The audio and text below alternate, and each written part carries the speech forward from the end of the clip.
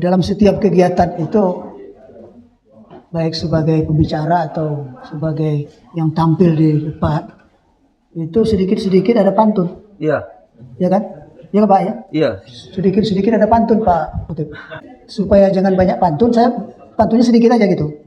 Nah, jadi kalau nanti saya banyak pantun, nanti Pak Ustadz Aas ini nanti dijawab 10 pantun. Gak bisa pantun malah. Nah, nanti Ustadz Masudi bisa 100 pantun. Jadi seminar kita seminar pantun jadinya. Jadi untuk itu kita satu saja ya, untuk membuka kita supaya agak sedikit bergairah sedikit. MUI nama gedungnya. Cakep.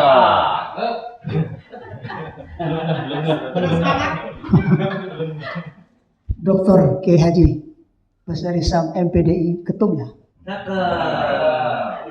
Dr. Haji Endang Saiful Anwar LCMA sekumnya. Ketum dan sekum bersama aparatnya, narasumbernya. Keren.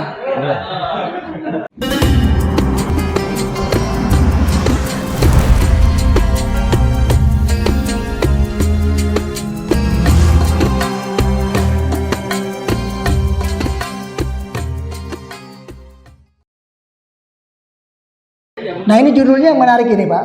Tema kita pada hari ini adalah optimalisasi pengelolaan website dan media sosial dalam transformasi digital untuk meningkatkan branding dan interaksi publik ya. Nah itu judulnya, itu temanya maaf. Dan nah pada saat ini Pak Aas dan Pak Masuni akan mencoba membreakdown itu supaya jalan itu apa yang beliau sampaikan tadi itu. Baik, kita mulai boleh ya. Mari kita persilakan ini Pak Aas ini sudah nggak asing lagi ya, sudah nggak usah diperkenalkan karena beliau ini sudah sangat terkenal. Demikian juga Pak Masuni ya. Itu. Baik Pak Aas, silakan 15 menit Pak, cukup ya. Cukup Pak. Nanti disambung oleh Pak Masuni. Pakai ini Pak. Oke, ini apa?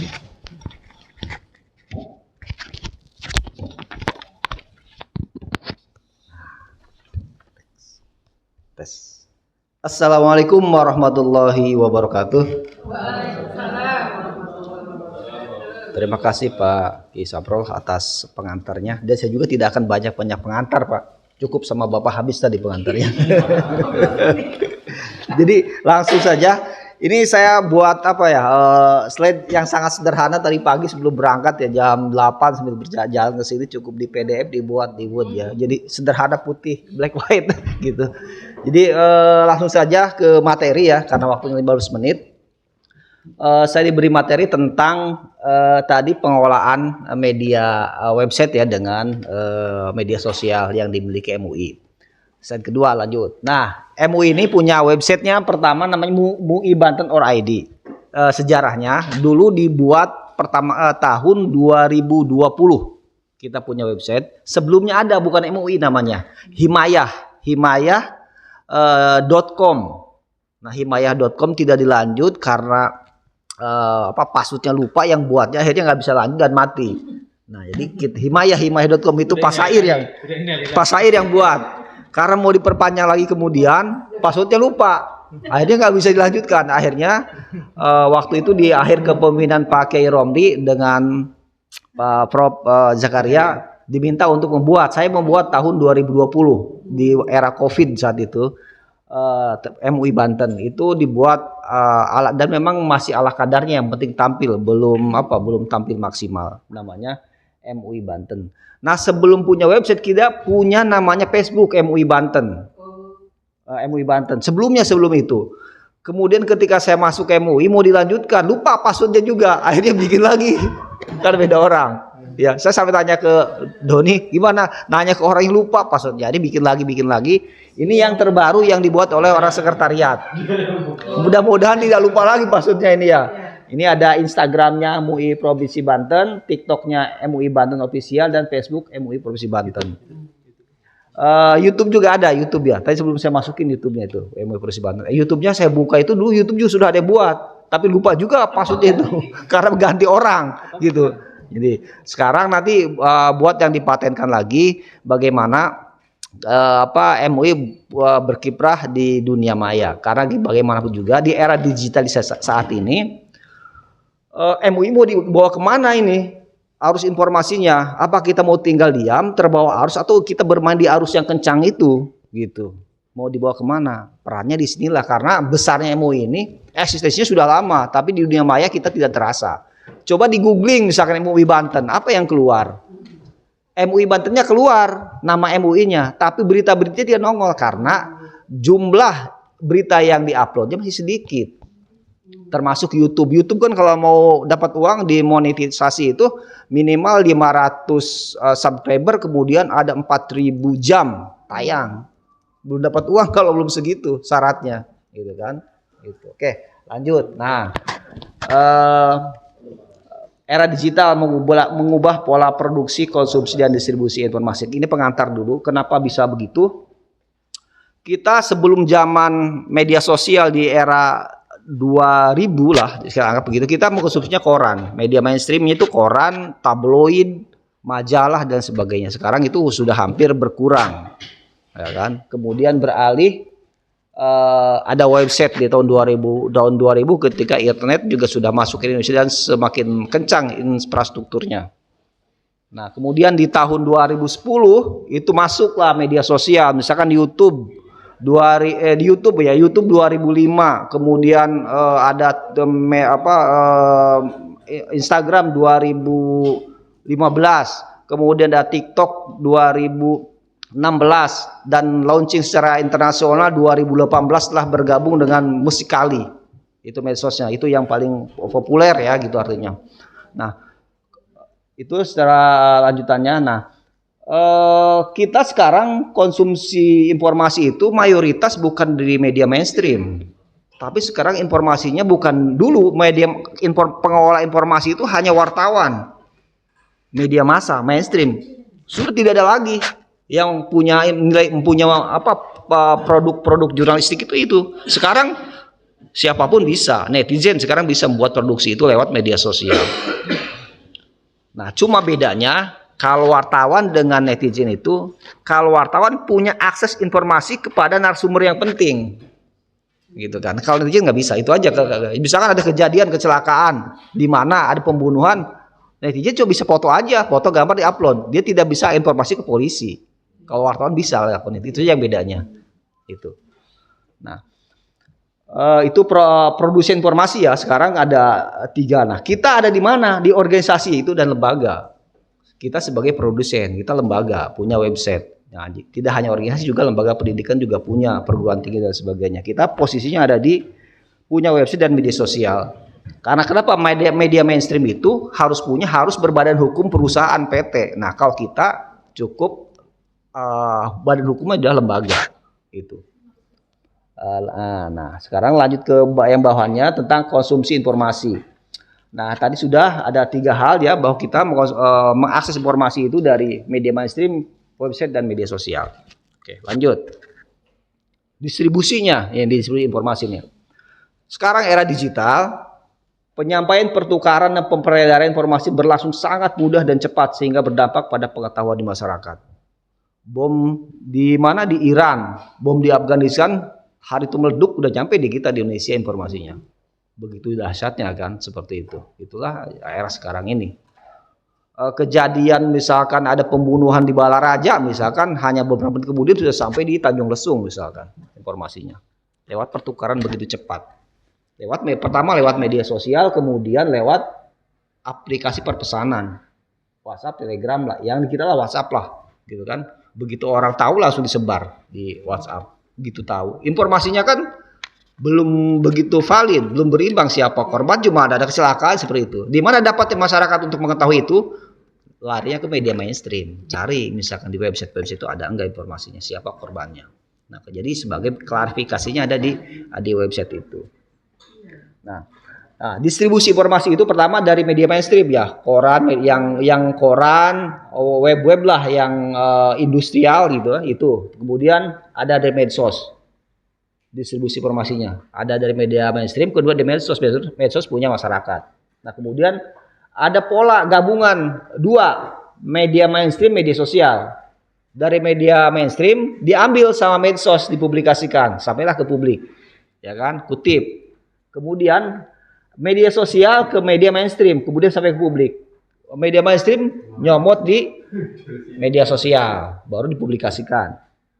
Nah, kemudian yang terakhir di aplikasi perpesanan instan, nyomot di media mainstream, di medsos, gabungin di grup MUI, cemplungin. Seperti itu kan, beredarlah seperti itu. Itu distribusi informasinya. Lanjut. Nah, pengaruh media sosial. Nah, sekarang namanya influencer kan. Nah, ini nih.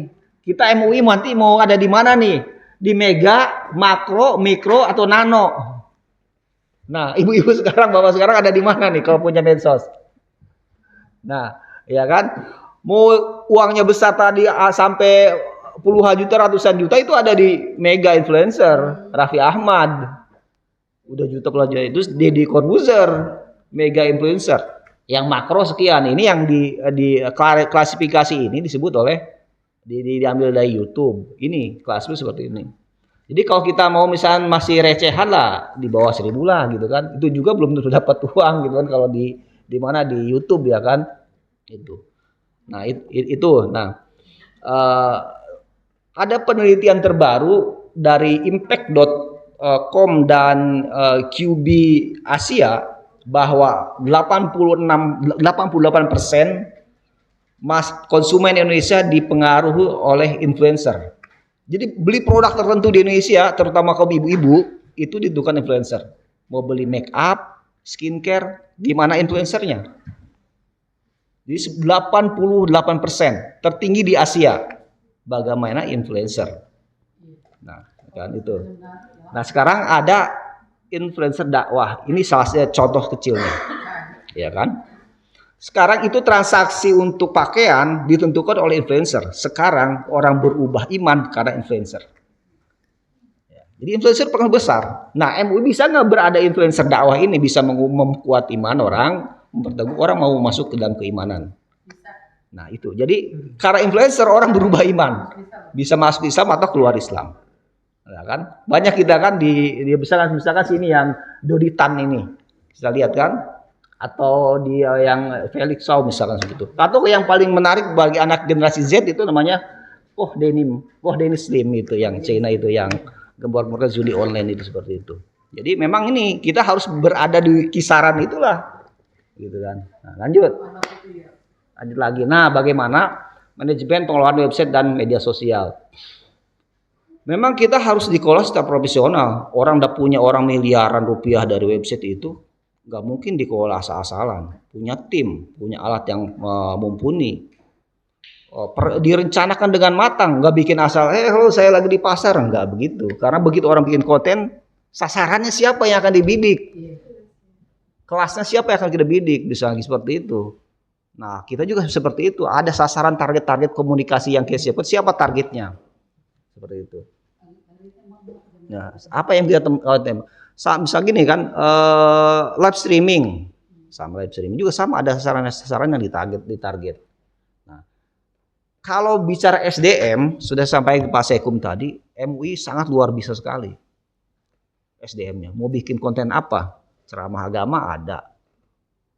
Misalkan konsultasi hukum keluarga ada, masalah fikih ada, mau apa di MUI yang nggak ada gitu, mau soal tulisan berapa profesor, berapa doktor, berapa magister, gitu kan. Nah, mau nggak komunitas MUI ini bagian daripada influencer, gitu kan. Nah, jadi kita sekarang ini yang dibutuhkan oleh MUI adalah rumahnya udah ada, websitenya udah ada, kontennya media sosial udah ada. Kita ini sudah bangun masjid, ya bangun masjid itu sudah website itu masjid, tinggal dimakmurkan. Nah iya masa itu, tinggal bagaimana kita memakmurkan masjid itu, ramai masjidnya, orang mau berkunjung, mau mensiarkan gitu. Nah ini persoalannya bikin website itu seperti bangun masjid, susah memakmurkannya, kayak gitu. Itu istilahnya lah seperti itu. Jadi, nah kita yang perlu diperlukan adalah MUI adalah pertama penulis naskah.